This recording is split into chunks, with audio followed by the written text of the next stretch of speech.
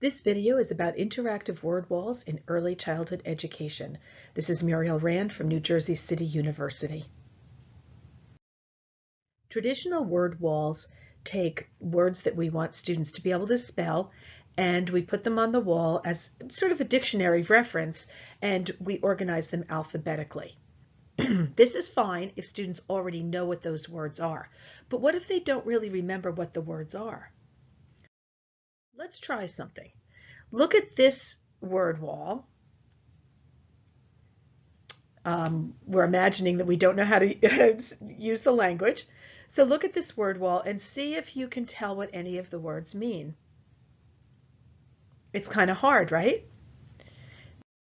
Now look at this word wall and you can see how, oh, all right, now I can see what the visual is that helps me to remember what the word means. So vatra, we're assuming, is fire, and shporet is an oven, and babanj is a drum. So this helps us to remember the word meaning as well as its spelling. And notice how it's organized in categories. So what are interactive word walls? In a traditional word wall, we have an alphabetic list of words. In an interactive word wall, the words are thematic or unit-based, and they're usually organized in some graphic way. Traditional word walls are usually teacher-created. Interactive word walls are student-created or student-centered, where they're going to help you create them. Traditional word walls are up all year, but interactive word walls are going to change with your unit because you're focusing on the words for that particular unit. And traditional word walls have only the words up there, but interactive word walls have words and pictures or real objects. And in a traditional word wall, the words are somewhat random, but in an interactive word wall, the words are related to specific grade level standards for either typically science or social studies.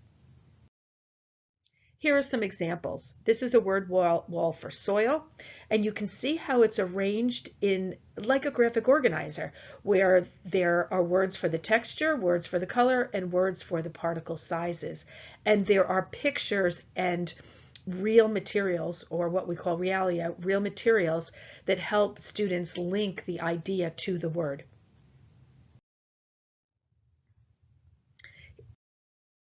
Here are some more examples. These are observable particles,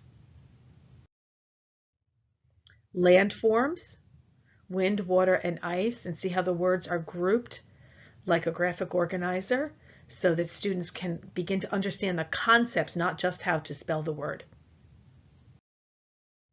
Here are rocks. This comes from the kindergarten science standard, and notice how the children did some of the writing. Here are three-dimensional shapes from the math curriculum. Weather words, and notice again how they're grouped by temperature, sky, air, and precipitation. And within each of those categories, we have the different words. So again, it helps students to recognize the meaning of the words. Here's another weather word.